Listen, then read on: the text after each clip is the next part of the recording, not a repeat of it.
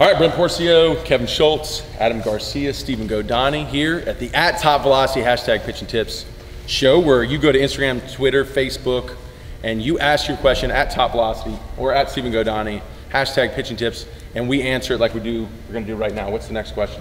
Brendan Mayhew asked, what are the best exercises to prevent injuries to the shoulder and elbow while pitching? Okay, so I'm going to take power cleans, and then you guys will take some different exercises, but I'm big on the power cleans because, of course, when you build total body strength, specifically leg power and core strength, then you're going to use more of that in your delivery, and that's going to take away from you trying to overuse or overcompensate with your arm. So that'd be one great thing from the power clean as far as protecting the arm. And the two, as far as what it does for you as well, is it really builds up the traps, the trapezius, which is really important in driving good scapular function. And we need good scapular function to really have a healthy arm.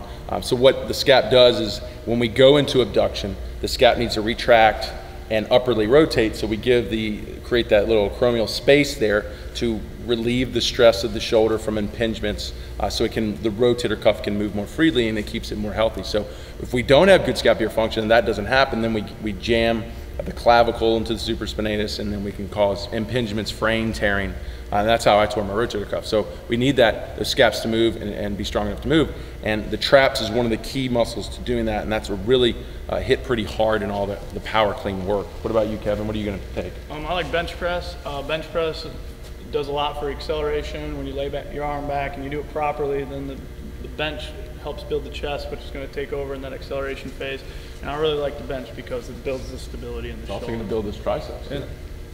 And me recovering from Tommy John, I'm really big into rebuilding my tricep, because my elbow, just without that tricep strength, I just feel like my elbow, when I throw it, it almost feels like it's shaking inside my arm. If you could imagine that, it's just the weirdest feeling in the world. Right. I mean, what really protects that elbow is going to be everything in the arm here. The flexor mass is big too. What it does is it puts compression into the elbow when your arm externally rotates. The flexor mass will compress the elbow, and the traps and the biceps support that. I mean, the bicep gets involved in deceleration of the forearm, so that's another key muscle there. And the traps actually help hold your arm in a 90-degree position to where it doesn't want to fly out. So that's also a compression effect on that elbow as well. So in bench pressing, you're hitting that elbow region. I mean, you're hitting the triceps. But at the same time too, we do need to balance that, and we talk about that. I tell them how important the pulls are as well, with going with your bench press. Every push, balance it with a pull. That's just basic strength training, and that's something we employ here. And that's just being smart, knowing that if you're going to work the accelerators, you got to work the decelerators as well.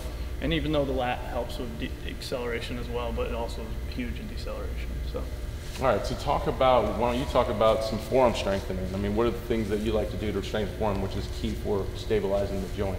Forearm routine that's in the Ace Pitcher Handbook actually does a great job of strengthening your forearm. We actually do reverse curls, curls behind, and wrist flip, stuff like that, to strengthen your forearm too. And that also helps protect your UCL, because when you strengthen the muscles in your forearm, it takes the pressure off the UCL and distributes the force into the muscle. But also another great exercise is, a lot of people don't realize, is that the cleans are really good for that, because when you pop the bar up and you actually catch it, that actually has your elbow. Yeah, because what's happening is this, to land the weight on the upper body, is being stretched. And when you stretch the muscle, you actually strengthen the muscle. And if you look at, I got a case study online that found that Olympic lifters have higher knee and elbow extensor strength than any other lifters, power lifters, bodybuilders. And a lot because they're going through full ranges in those joints, and lifting and putting loads through full ranges is really key in strengthening the tendons, strengthening the joint as well. Yeah. It's also with the forearms too, we get into fat grips. A lot of fat grips is going to build the forearm strength as well.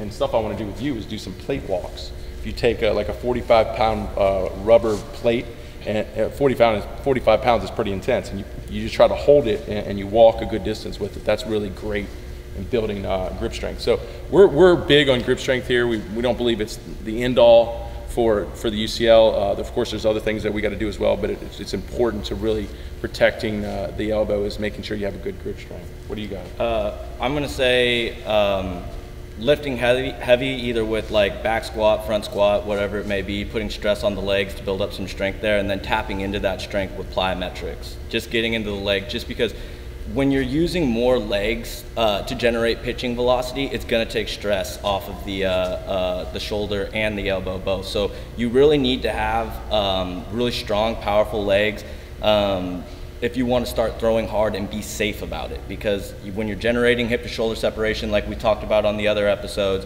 a lot of the guys are saying, you know, I come into camp and like for the first time, I'm not feeling any arm pain, because we're teaching people to use their legs to generate pitching velocity instead of cranking down and overcompensating with the arm. So building powerful legs to enhance hip to shoulder separation, I think is the best way. But also with the power cleans too, when you're saying with the catch, when you come up with the catch, it's the stabilization and the muscles grabbing the joint is huge for protecting the UCL, because the power clean is one of the few exercises that you're using heavy weight, you're moving it fast, and it's forcing the muscles to grab and stabilize that joint quickly. Yeah, that's a great point. You might have been at that camp. I had an orthopedic surgeon, sports medicine, and I actually asked him the question, because there's not a lot of research on how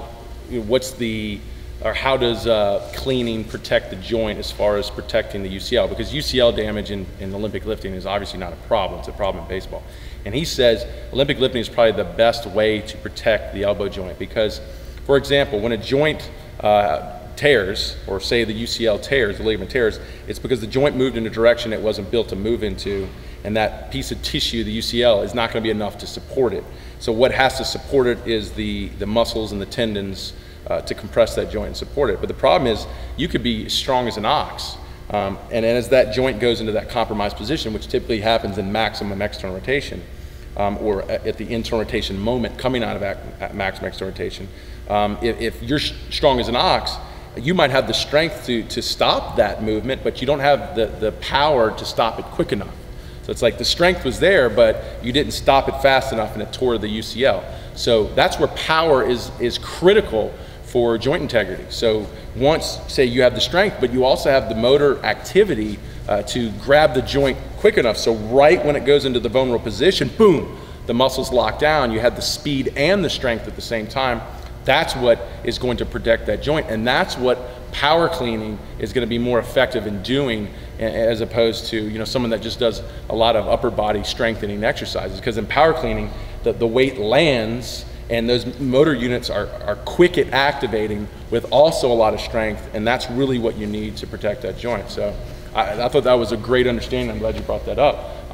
But once again, I mean, if you do take the leg approach, also using all these other exercises to strengthen the upper body, all the joints, and build good joint integrity. But if you do take the leg approach, if you look at the study, my favorite study, Kibler and Chandler, they calculated that a 20% decrease in the kinetic energy in your delivery that you're delivering from your hip and trunk to the arm, if you decrease that by 20%, it requires a 34% increase in the shoulder internal rotation speeds to keep the same force on the ball. So it's proven that it's almost double the energy you lose here. You have to almost double it in your upper body to make up for that loss. And when you do that, your wear and tear really goes through the roof. So if you actually do the opposite, you increase the energy coming up, then you don't have to overwork so hard or overcompensate so hard to put the force in the ball, and your arm can relax and your arm can be in a healthier place.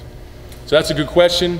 If you have a question, go to Twitter, Instagram, Facebook, and at TopVelocity or at Stephen Godani, hashtag pitching tips. Ask your question, and we're going to answer it on the next episode. Play hard, work hard, play hard, work hard, play hard, work hard, play hard.